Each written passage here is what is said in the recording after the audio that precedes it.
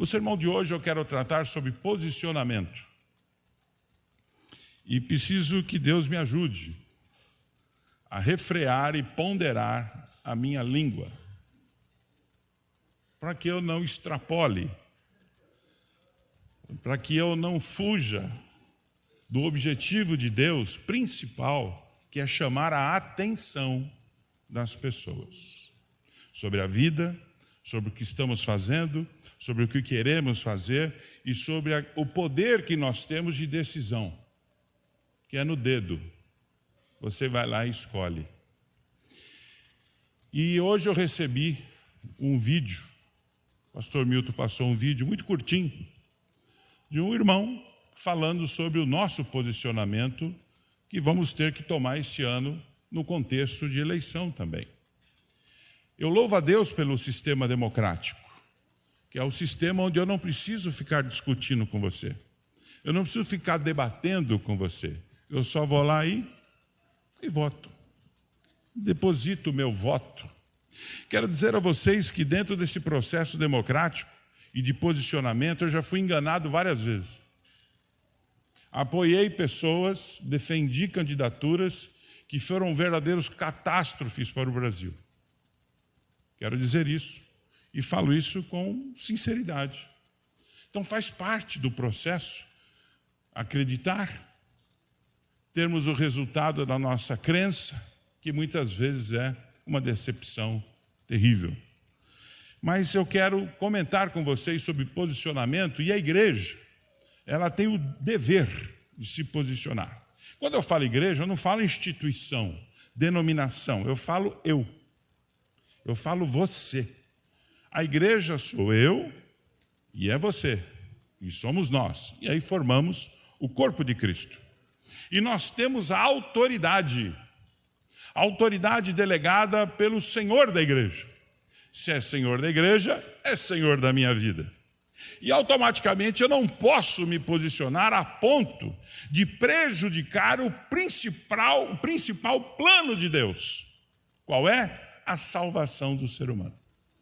Ajudar o ser humano a encontrar a vida espiritual e identificar a eternidade como o sentido da sua vida. Existem dentro da nossa vida uma equação a ser resolvida.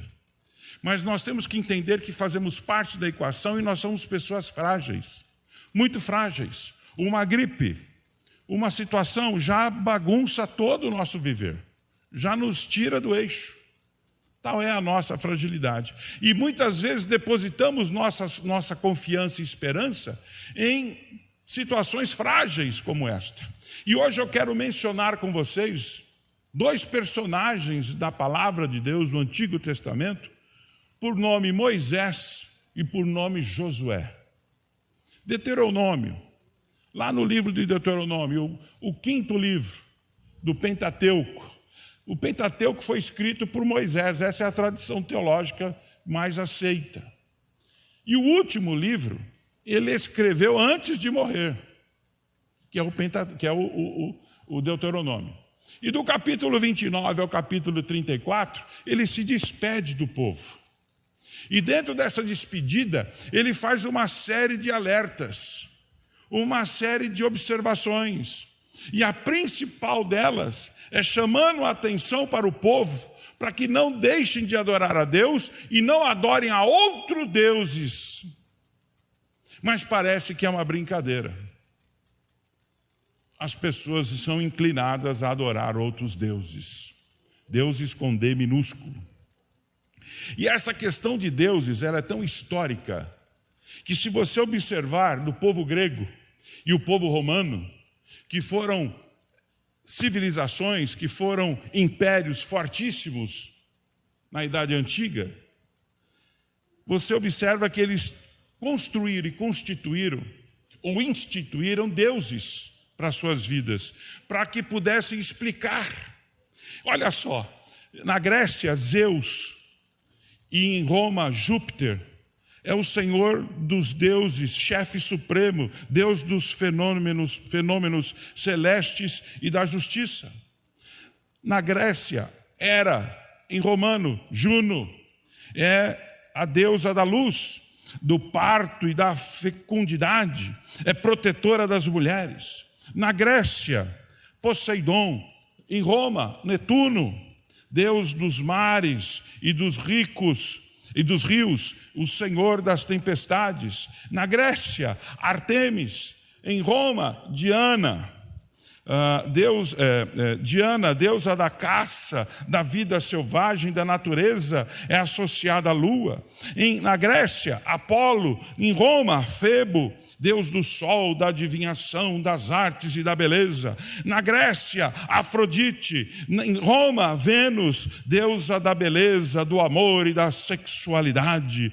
Na Grécia, Ares. Em Roma, Marte, deus grego da guerra, da agressividade, da força, deus do fogo, quem das profundezas da terra, do artesanato e do artesanato e da metalurgia.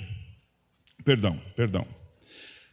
Ares e Marte é deus grego da guerra, da agressividade e da força. Ponto.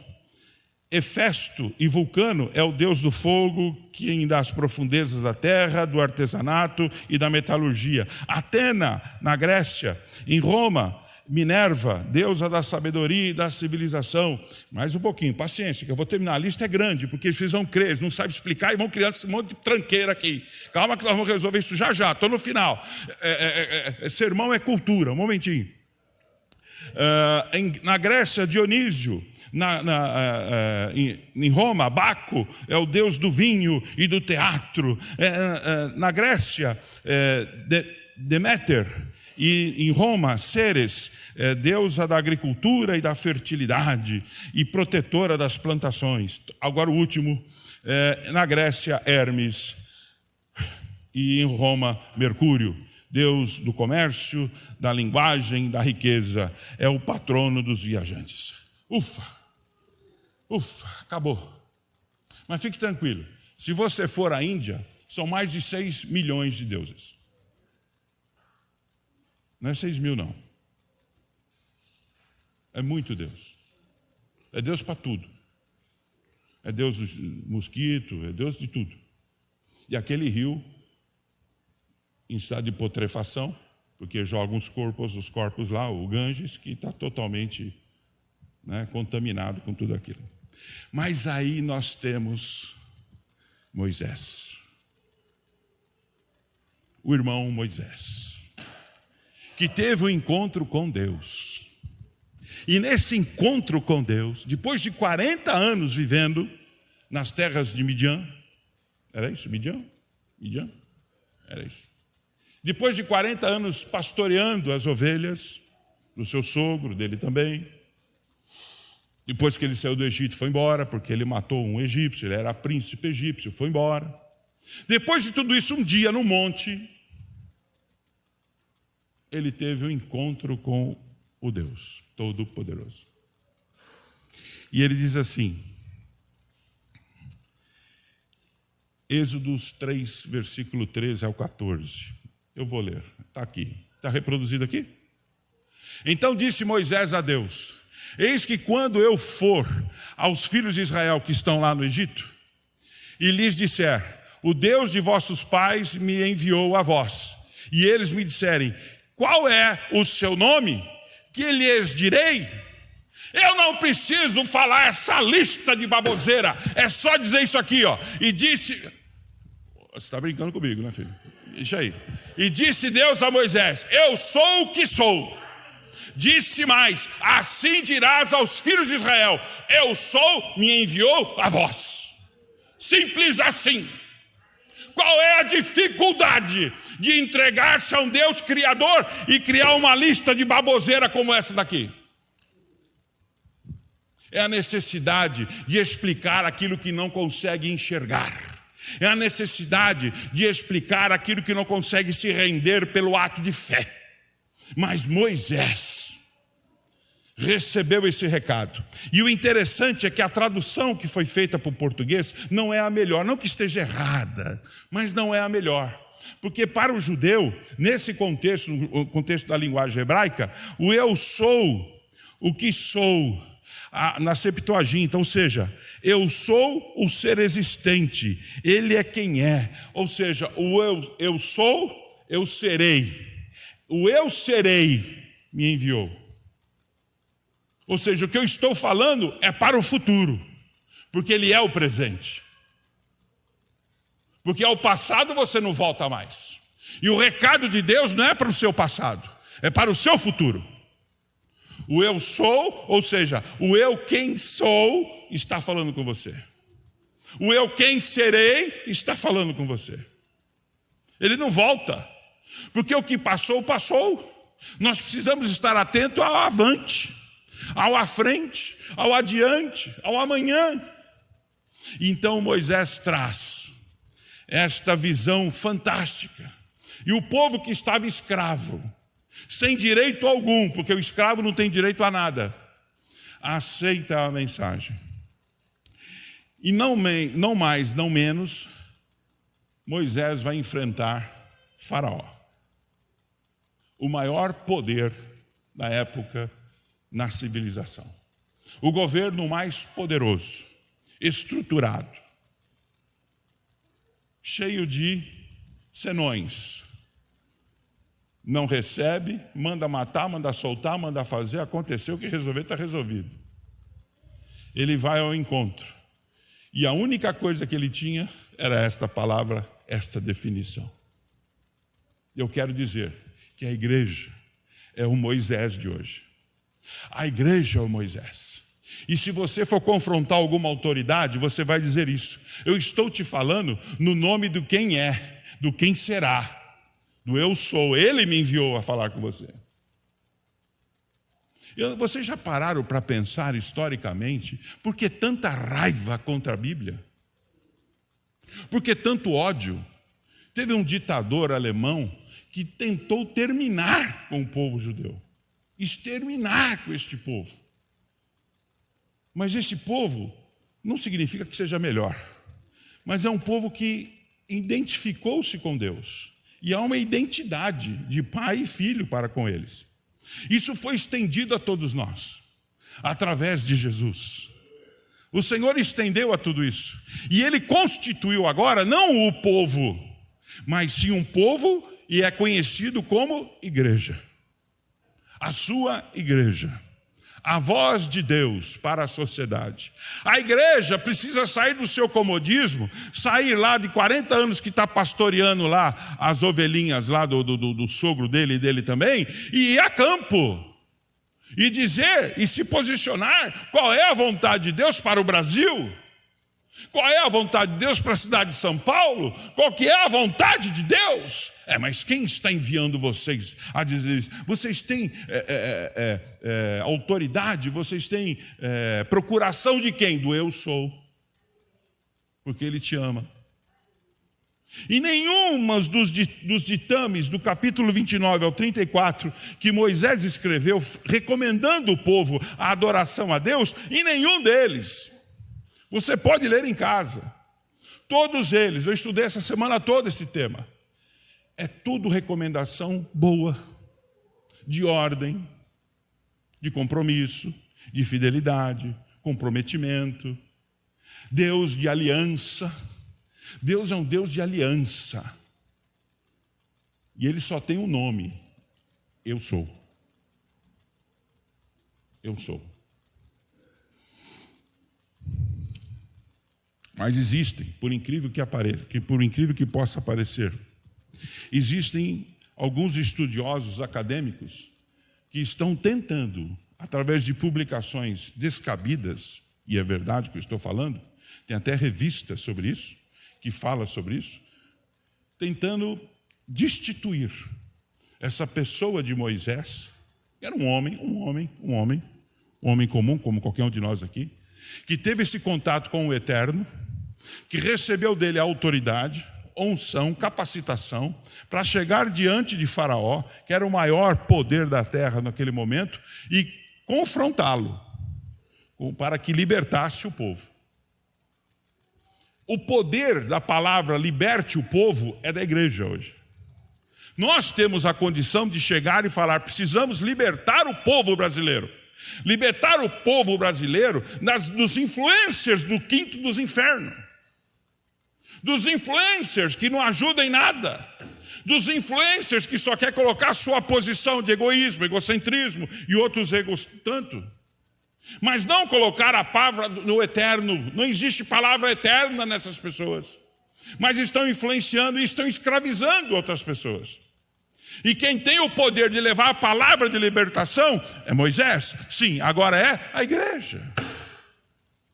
E aqueles que aceitarem sairão da escravidão. A escravidão da cegueira espiritual, do entendimento, da compreensão. Então estão tentando criar, por incrível que pareça, dizendo que Moisés, na verdade, não existiu. É verdade. Teve uns historiadores aí que tiveram a coragem, a petulância, porque tem um título de doutor, acadêmico, doutorado, a petulância de dizer que Moisés não existiu. É uma figura onde você tenta construir um herói. Não teve sarça, não teve nada. Um absurdo.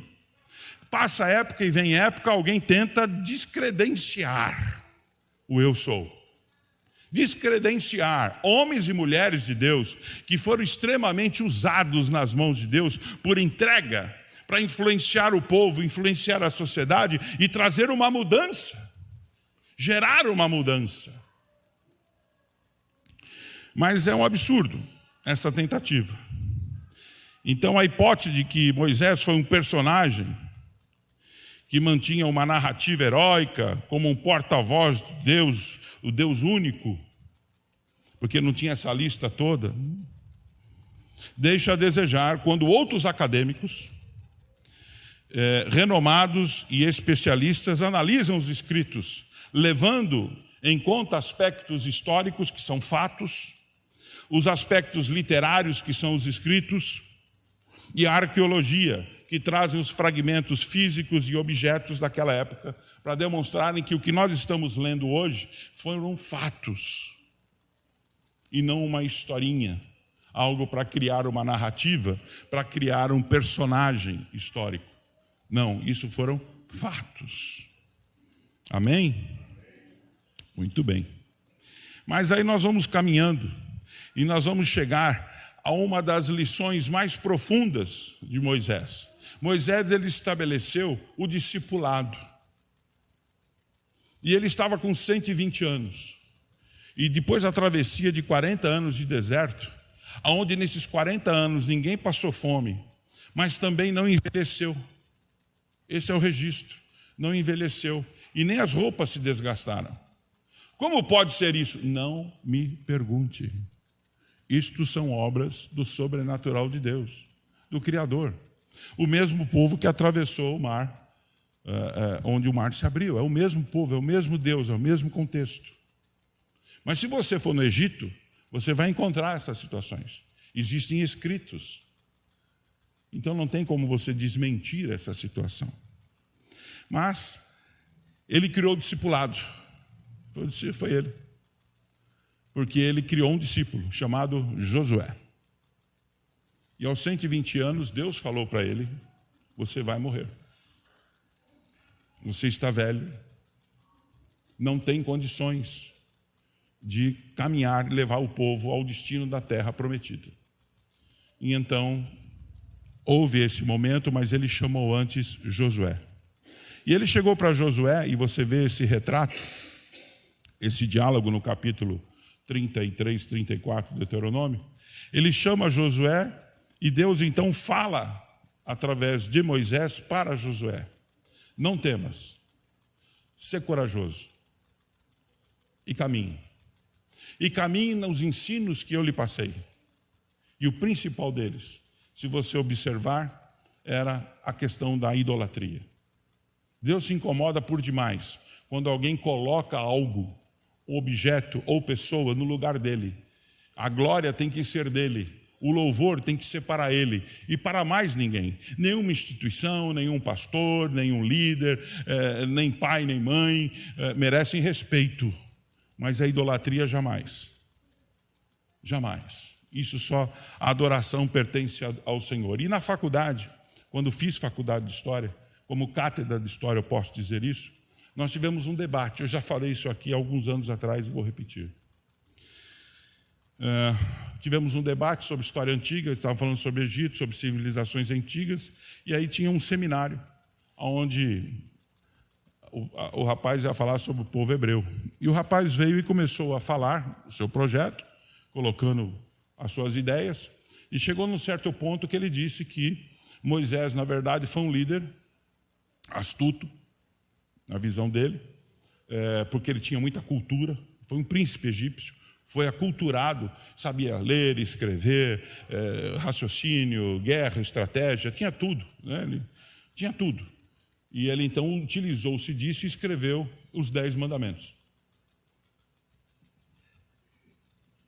Só por uma estratégia humana. Aí eu tinha um professor, um senhor, doutor Porfírio, eu esqueci o sobrenome dele, ele era professor na USP também, eu fazia a FAI, a Faculdade de Ipiranga, e ele chegou e disse assim, depois que o rapaz disse, teve um burburinho na sala, teve gente que começou a discutir, ele chegou, um momentinho. Meu jovem, eu quero dizer para você o seguinte, o que você falou, chegou a uma conclusão por você mesmo, nenhum problema. Mas se os 10 mandamentos foi Deus que deu a Moisés, eu não sei. Se foi Moisés que escreveu por si mesmo, também não sei. Mas de uma coisa eu sei, que esses 10 mandamentos rege toda a organização social do planeta. Só isso. Só isso. Quer dizer, é uma profundidade quando você coloca, primeiro, Êxodo capítulo 20, amará a Deus sobre todas as coisas e não terá outros deuses. 2, não fazer ídolos nem imagens para adorar. 3, não tomar o nome de Deus em vão. 4, descansar no 7º dia e dedicar esse dia a Deus. 5, honrar pai e mãe. 6, não matar. 7, não cometer adultério. 8, não furtar. 9, não dar falso testemunho contra seu próximo. E 10º, não cobiçar as coisas do seu próximo. Isso rege todo o planeta, em termos de organização social. É a base jurídica, base moral, base social, base organizacional, tudo passa por isso. Mas tem um grupo que está contra isso. E está tentando dizer que isso daqui é balela. Que é o que eu disse a vocês aqui, os hedonistas. Que eles nem sabem que são, mas são. Que é uma filosofia de vida grega, antiga. Onde a pessoa busca o prazer pelo prazer. Aí você fala, é o ateu? Não, o ateu é até melhor, porque o ateu não acredita em Deus e ponto, em Deus nenhum. Não é? Tudo bem, ele veio de uma explosão, se desenvolveu do macaco, só que o macaco continua aí. Não, é uma espécie especial. Ah, tá. Então o ser humano também é uma espécie especial. Não é, não faz sentido. A pessoa que pensou nessa teoria evolucionista, chamado Darwin, ele mesmo ao final da sua vida abandonou a tese.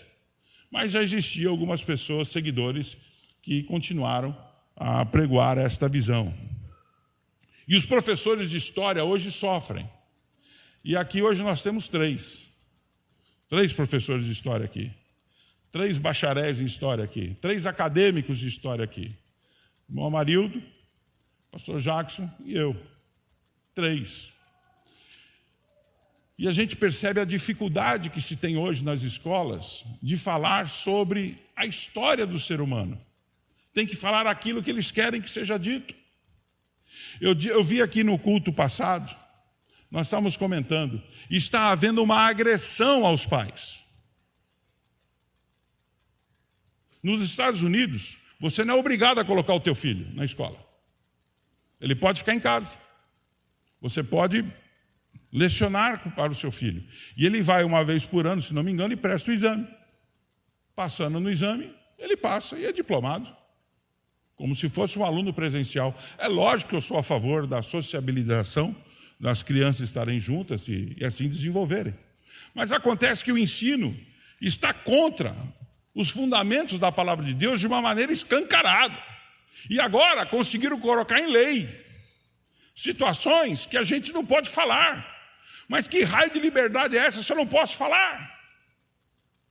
Não, mas eu tenho liberdade. Então eu não tenho. Se você tem, eu não tenho. Você tirou a minha. Então são absurdos que foram sendo colocados na legislação brasileira e os evangélicos ficaram como Moisés uns 40 anos lá, calados, pastoreando as suas ovelhinhas. Enquanto a sarça não arde, então a sarça está ardendo hoje. E Deus está falando, se coce, se movimente, raciocine, pense. Apoie pessoas que queiram apoiar os fundamentos da palavra de Deus. Por favor, pense nisso.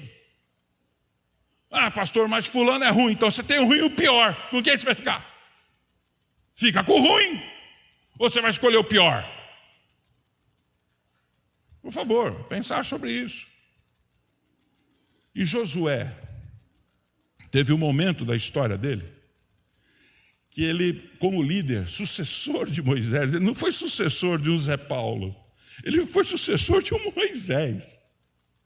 O cara, o sujeito fera.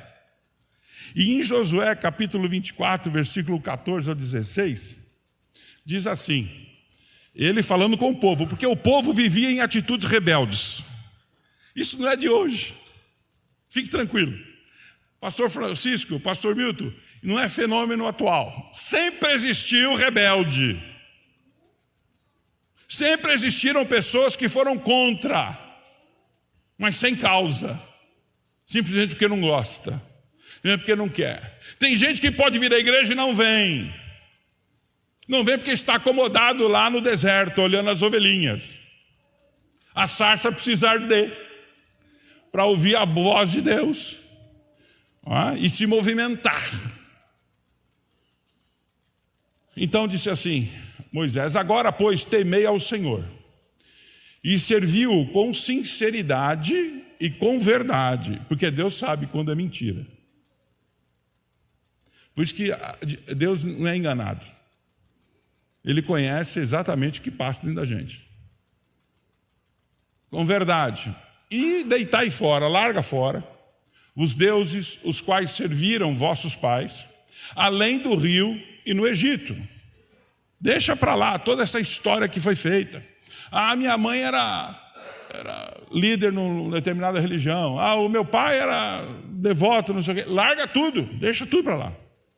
Olha para frente. E servir ao Senhor. O 15.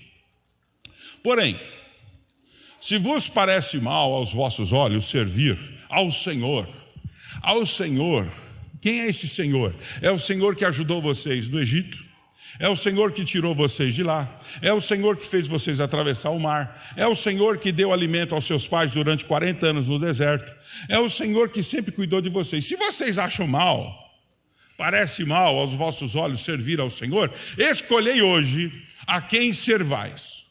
Se há deuses a quem serviram vossos pais, que estavam além do rio, do outro lado, antes da passagem, ou aos deuses dos amorreus, e em cuja terra habitais. Porém, eu e minha casa serviremos ao Senhor. Isso é tomada de posição. Isso é tomada de posição.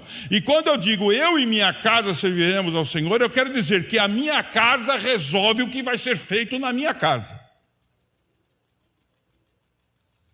O poder público não pode interferir na minha casa, no meu conjunto de crenças, nos meus valores. Ela é pública para ensinar e para transmitir o conhecimento necessário para que a pessoa saiba ler, escrever, fazer as contas, a matemática, não é? A ciência, a filosofia, conhecer as histórias, o desenvolvimento das sociedades. Agora, não é só ler, né, Dalva? Porque hoje em dia só sabe juntar a letrinha. Uma professora de português está aqui. Só sabe juntar a letrinha. Não sabe ler. Porque quem lê, interpreta. Ele só lê. Agora fala, explica para mim. Mas você só leu 2 frases, filho. Explica para mim. Vou ler de novo. Explica.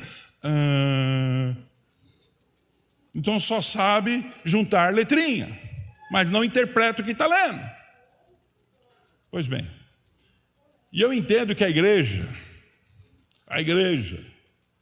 os grandes líderes aqui no Brasil, os renomados, precisam tomar um pouco de vergonha na simpatia cara lavada e parar de ficar só pedindo que o povo dê dinheiro, só construindo templos gigantes, que eu não sei para que serve aquilo, ao invés de montar escolas e ensinar as crianças as matérias básicas e também os valores cristãos. Por que não? É proibido? Nós vivemos num país laico. E aí no versículo 16, então respondeu o povo e disse: nunca nos aconteça que deixemos ao Senhor para servirmos a outros deuses. Tremeu, né, nego? Tremeu, né? Porque nessa narrativa do capítulo 24 de Josué, ele faz lembrar. Escuta aqui. Esse Deus que eu estou falando para vocês sabem quem é. É esse Deus que fez isso, que fez aquilo. E aí eu digo para você, esse Jesus a quem você entregou a sua vida, ele cuidou de você nisso, cuidou de você nisso, te ajuda nisso, te ajudou naquilo. É esse. Esse é o eu sou. E eu gostaria de ir para o Novo Testamento agora. Romanos capítulo 12. Paulo escrevendo à igreja de Roma. A igreja de Roma estava no Império Romano, o maior império Sempre é assim, gente. Deus vai no poderoso e cutuca forte. Deus não tem problema com o poderoso. Porque Paulo até falou: que me pode fazer o homem? A não ser tirar minha vida física. Mas aí a minha alma ele não toca. O que pode fazer? Eu vou matar você. Tudo bem, você vai morrer também, bobão. Senhor, teve um?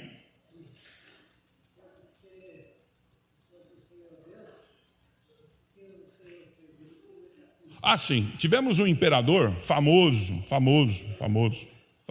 Nabucodonosor. Teve um momento que ele desafiou a Deus. O que aconteceu com ele? Ele esqueceu de tudo aquilo que Deus já tinha feito. Com os meninos, salva os meninos, etc. Ele acabou a vida, não acabou a vida porque houve um arrependimento, houve uma mudança. Mas ele ficou muita parte da vida. Se você acha que a sua depressão é problema, que a sua ansiedade é problema, fique sabendo que esse daí ficou comendo capim. Isso é fato. Não é historinha da carochinha, não. É fato. Agora eu sei quem é o Deus verdadeiro. Esse chegou a ter até uma estátua para ele. E aí então em Romanos, Paulo nesse contexto, capítulo 12, versículo 1 e 2, orienta a igreja de Roma para que se submeta ao Senhor em forma de gratidão, louvor, pela graciosa salvação em Cristo, com a salvação quitada, paga pelo sangue de Jesus. Você não precisa pagar nada por ela. Já foi paga. Quando eu aceitei a Jesus, eu não tive que dar nada. Porque o sangue dele já pagou tudo. Eu não devo nada a ninguém. Mas quem pregou foi o fulano aquele dia. Eu não devo nada a ele. Mas a igreja, eu não devo nada. Porque o Senhor Jesus pagou a minha salvação. Então ele disse assim, primeiro: rogo-vos, pois, irmãos, pela compaixão de Deus, que apresenteis os vossos corpos em sacrifício vivo, santo e agradável a Deus, que é o vosso culto racional. Eu vou aqui na tradução NVT. Portanto, irmãos, suplico-lhes. O rogo ficou pequenininho, né? O suplico ficou mais forte. Suplico-lhes que entreguem seu corpo a Deus, ou seja, o seu cuidado, a sua vaidade, os seus interesses, entregue a Deus, por causa de tudo que Ele fez por vocês. A mesma narrativa de Josué, a mesma narrativa de Moisés. Nós precisamos ser relembrados sempre daquilo que o Senhor fez por nós. Hoje estamos pastoreando lá no pastinho do sogro, estamos tranquilos e a sarça precisa arder para cutucar a gente para sair do conforto. A área de conforto que a psicologia definiu muito bem é uma desgraça na vida de qualquer ser humano. área de conforto. Mas eu já estou idoso, área de conforto. Tudo é área de conforto. Aonde está tudo bem, está tudo bom. Enquanto não vier um vento, enquanto não vier uma avalanche, enquanto não vier uma situação terrível, não se mexe. O pastor Francisco disse para mim hoje, me permite, pastor, falar sobre Petrópolis. Eu estou ajudando Petrópolis. Tem um grupo da igreja, minha cunhada, então eu estou ajudando. Eu não repassei para a igreja, existem outras igrejas que estão ajudando. E aí o pastor Francisco falou para mim hoje, falou assim, eu fui a Petrópolis. Você conhece Petrópolis? Eu falei, fui uma vez só. Ele falou, eu fui várias vezes fazer trabalho lá, pela empresa. Aquilo é um barranco violento, é uma serra. E automaticamente as casas começaram a entrar. Tudo casas, assim, às vezes em condomínios caros, começaram a entrar.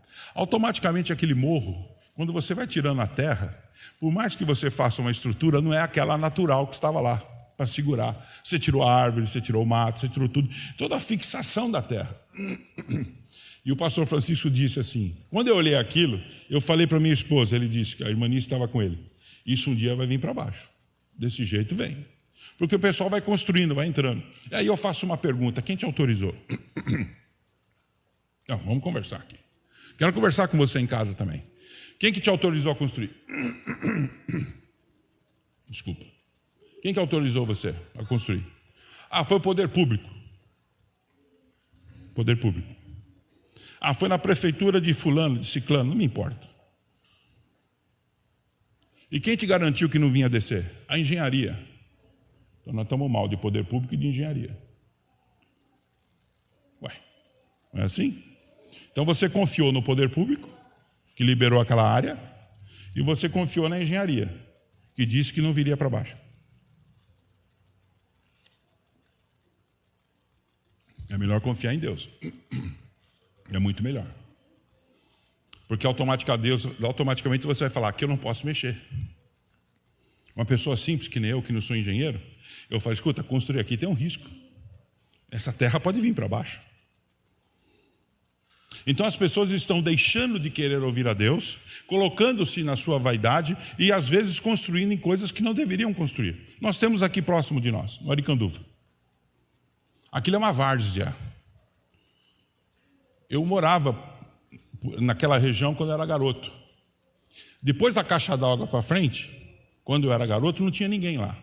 Era mato, porque é uma várzea. Ainda bem que fizeram o rio, alargaram, fizeram os negócios e tal, né? Porque ali enchia d'água.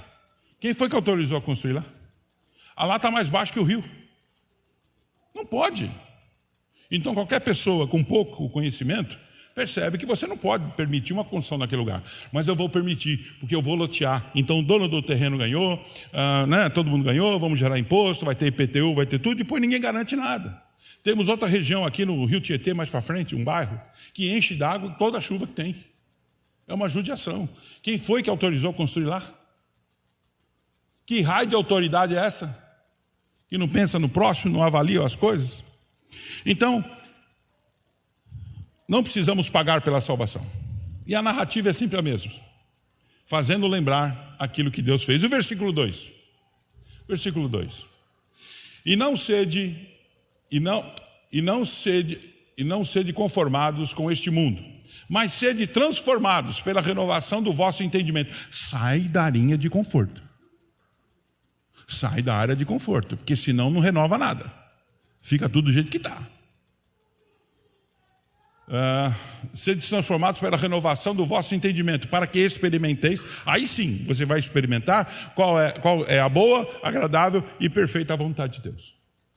E qual que é a vontade de Deus para você? Fala para mim. Vamos lá. Ah, é para ser pastor? Não. Ah, eu quero ser um diácono? Não. Não, porque eu vou ser presidente da igreja? Também não. Ah, é porque você também não. Qual que é a vontade de Deus? Vai lá em Mateus, no final de Mateus, você vai encontrar a vontade de Deus lá para você. Vai no final de Mateus lá. Eu não passei essa para você, filho. Mateus, capítulo 28, versículo 18. Eu li isso na EBD e vou ler de novo. Jesus aproximando, do 28, de 18 até o final. Jesus aproximando-se falou-lhes dizendo: toda a autoridade me foi dada no céu e na terra. Ponto. Toda.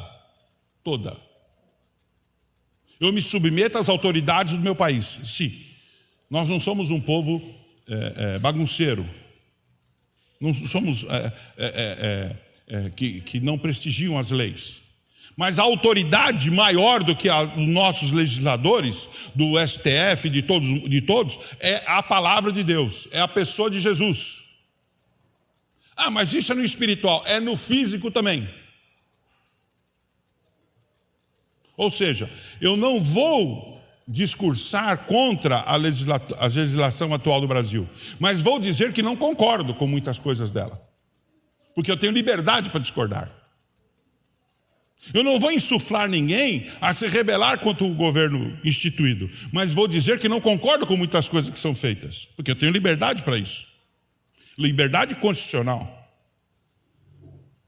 Mas eu quero dizer que acima da autoridade constitucional do país, eu estou sob a autoridade de Jesus.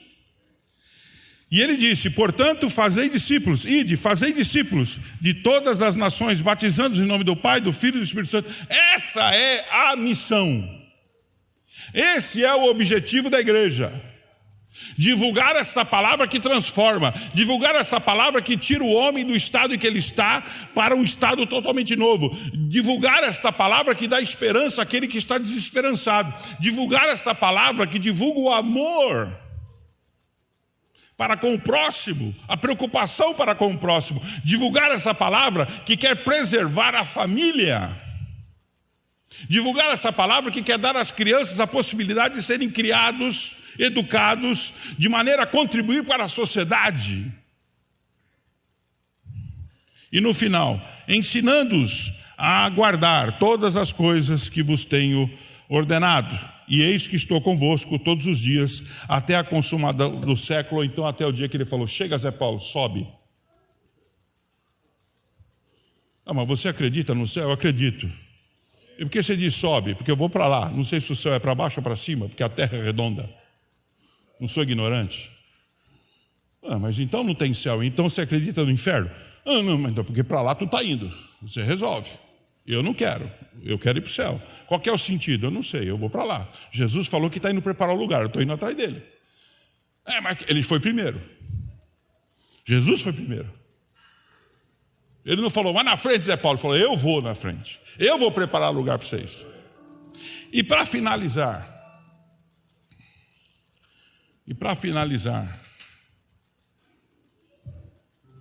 eu quero concluir com a pergunta, dentro dessa questão de posicionamento. Você só pode se posicionar com aquilo que você crê.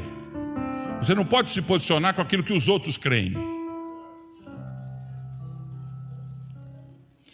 Jesus usou uma expressão no Evangelho de João, capítulo 1. Jesus, na expressão de João, no Evangelho de João, capítulo 1, versículo 1 ao 3, diz assim, aleluia. Moisés, Josué, Jesus. No princípio era o verbo, e o verbo estava com Deus, e o verbo era Deus.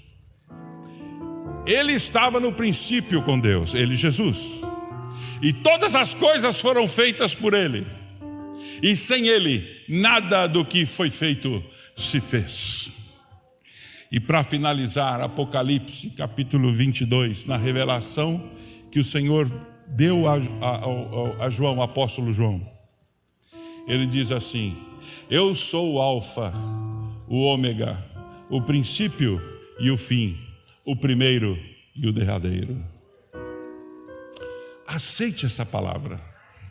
Ela quer gerar vida em você. Essa palavra não quer te destruir.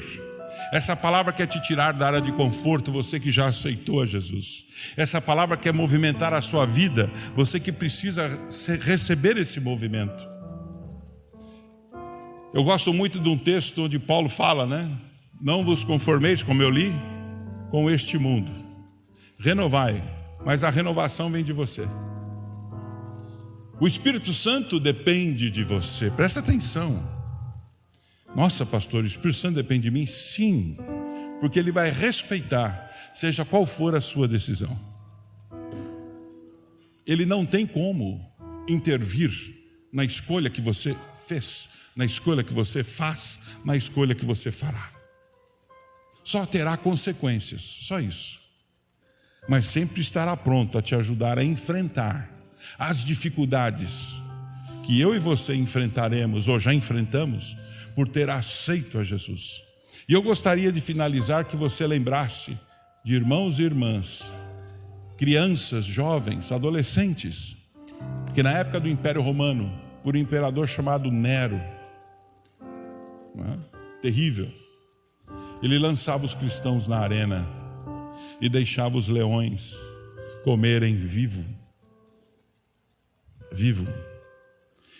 Ah, pastor, isso... então, isso é historinha também? Vai querer desmentir isso? Isso é fato. Isso é fato.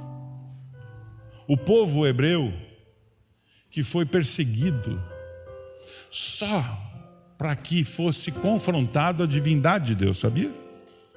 O povo hebreu foi perseguido na Europa, tentado matar todos, foram milhões que foram mortos, crianças, adolescentes, jovens, homens, mulheres, meia-idade, idosos, para tentar confrontar a Deus. Aí, estou matando esse povo que você diz que é teu. O que aconteceu? Ele morreu. E a ideologia dele, nazista, morreu com ele. Tem uns aí que ainda acreditam nisso, mas muito pouco. Precisam ouvir falar de um mestre chamado Jesus. E quem vai levar essa mensagem? Eu, você, a igreja. Somos o Moisés de hoje. Somos o Moisés de hoje. Esta história de Moisés não é antiga, ela é contextualizada. Porque o povo brasileiro precisa ouvir falar sobre esse Deus tão bom, tão justo. E digo mais, você sabia que Moisés escreveu que qualquer dívida que você tivesse, no 7º ano ela se extingue. Até hoje é assim. Entenderam o que eu falei? Pastor Francisco me emprestou 10 mil reais. Eu falei para ele, pastor, eu pago dentro dos 7 anos. Ele falou, tá bom. Quando chegou no 7º ano, eu fiquei devendo 1.000 reais para ele. Acabou. Não devo mais nada. Isso está lá, como orientação de Moisés. Ou seja, a ideia do lucro sobre lucro. Aquela ideia que foi tão combatida pelo comunismo, né? A mais-valia. A mais-valia é o lucro sobre lucro sobre lucro. O povo de Deus foi orientado a não fazer isso. E é contra este Deus que as pessoas brigam. Querem justiça social. A justiça social vai começar a partir do momento que permitirem Deus exercer a sua justiça. Não a justiça de homens corruptos, homens e mulheres corruptos, que se deixam vender pelo poder. E aí eu disse para a irmã Nícia hoje, encerrando, eu disse para ela assim, nossa, era Nícia, o discurso, né? Discurso, nossa irmã Lucimara estava explicando sobre isso. A gente deveria perguntar, né? Você é candidato por quê? Porque eu quero ajudar o povo, né? Que tal você ajudar o povo e só receber uma ajuda de custo? Aqui em São Paulo o vereador é 27 PO. Você quer ser vereador por quê, Francisco? Porque eu quero ajudar o povo. E você, Willy? Eu quero ajudar os pobres. E você, Aguinaldo? Eu quero ajudar as pessoas faveladas. E você, Vitor? Eu como jovem vou ajudar. Muito bem. Que tal vocês não receber nada? Só ajuda de custo. Transporte, tudo. Não está bom para vocês? Veja bem. Então para que você quer ajudar o povo? Você não quer ajudar porcaria nenhuma. Vocês querem usufruir do poder. Vocês querem usufruir das benesses do povo. Então é tudo goela. Tudo goela. E aí o exemplo fica ruim. Mas o exemplo de Moisés foi bom. O exemplo de Josué foi bom. O exemplo de Paulo foi bom. E a igreja, o exemplo de Jesus foi magistral. Mas a igreja precisa dar o exemplo. Se movendo, se movimentando, interferindo. Mas não precisa gritar. Não precisa fazer passeata, não precisa fazer nada. É só você ir lá e apertar o botãozinho. E orar, sempre orar. A orientação é orar, seja quem for. Do lado de cá, do lado de lá, é orar. Eu ouvi um pastor dizendo sobre isso. Ele falou assim, olha, independente de quem chegue lá, a minha obrigação é orar. E eu concordo. A nossa obrigação é orar e intervir no nosso dia a dia. Não precisa fazer passeata, não precisa sair com faixa na rua, não precisa fazer quebradeira, não precisa fazer nada disso. Amém?